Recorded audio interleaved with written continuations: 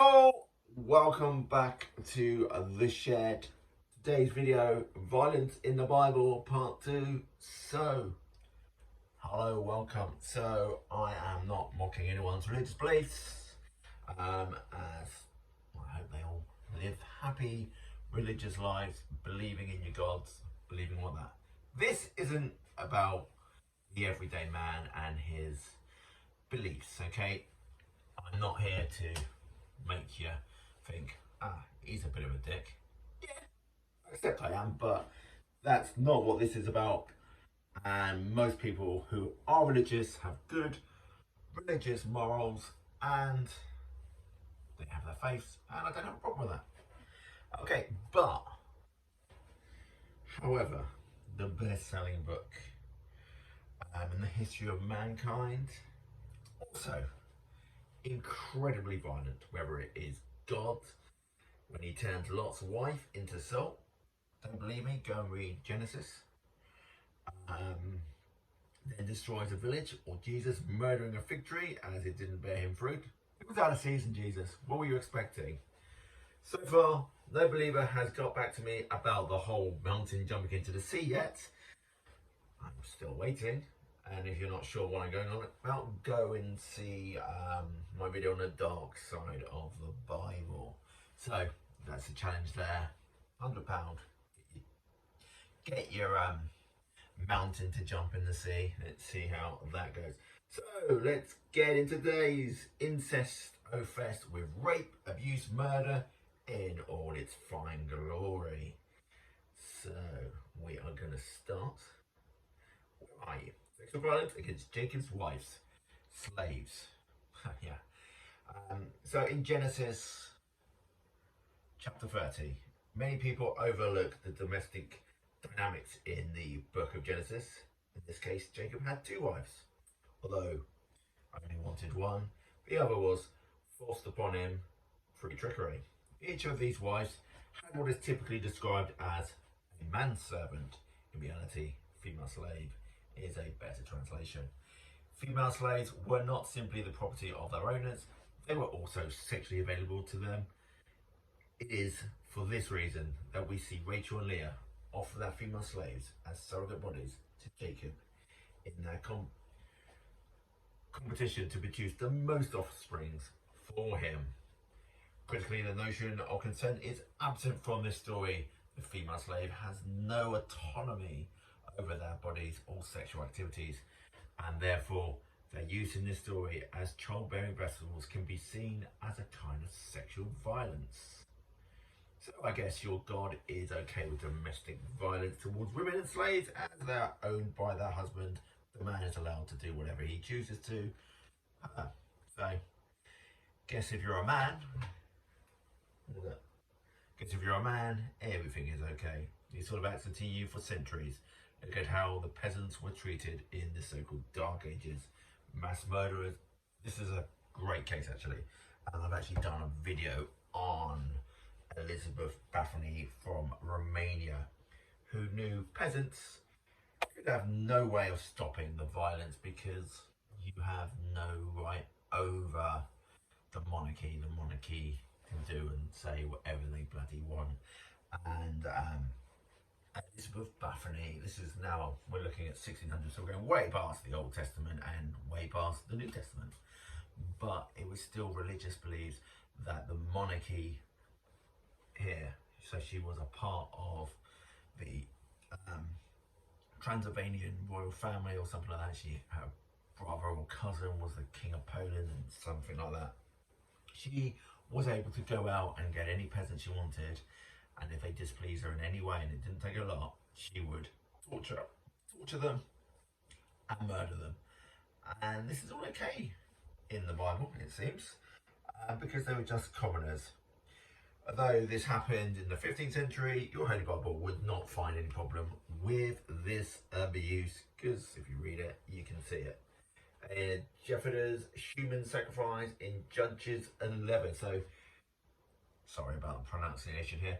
Jephthah was one of the biblical judges, a kind of tribal military leader before the emergence of kings.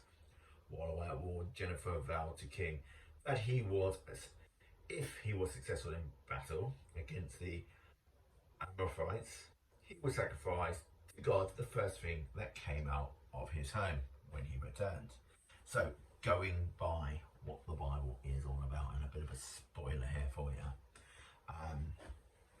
Women weren't generally regarded with much sense, much intelligence.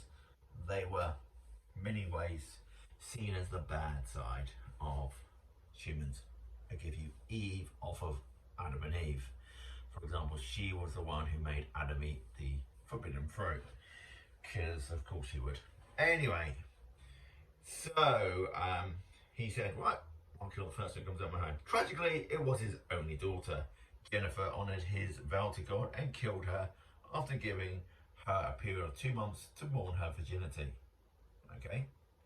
So human sacrifice to your God was described in the Bible as reward for helping win a war against the Amalekites.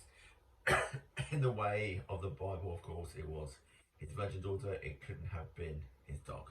No, nothing else would have come out there. It would have been his son, would have been his wife, would have been his mother-in-law. No, it was his daughter. So we're now getting on to the most famous part of the Bible. Okay, so you probably would have expected this event to feature. It is the symbol of Christianity, and it is, of course, Jesus crucified in Mark chapter 16 and the parallels. But in the Roman Emperor, crucifixion was extremely common, especially if one's actions incited disorder and threatened the harmony of the Romans. There's every reason to think that if the gospel stories had any truth behind them, Jesus and his followers would have been as a threat to the Romans, if only because they stirred up a populace in the already politically tense city of Jerusalem. It's crazy to think what a crucifixion actually is. Then for it to symbolize a religion, or religions as it does, because many different forms of Christianity have the cross. It is a medieval torture and a way of killing that you literally are nailed to a cross. The past, let's thank your Lord that we didn't live then. Whether it is the 6,000 to 7,000 year old Old Testament, or the more modern 2,000 year old New Testament, it's still a book with many, in modern terms, bad morals. As I said at the beginning, there is nothing wrong with religion but the cherry picking from the Bible as a book of good. Nah. Its message can be described and bent to be good. There are many tales of these two books that are, let's put it, sketchy at best. If you did enjoy this video though, do like, share and subscribe, and thank you for watching it. Obviously, 8 minutes isn't going to kill too much of your time from this babbling idiot. So, as you probably guessed, I'm not exactly going to become the next Pope.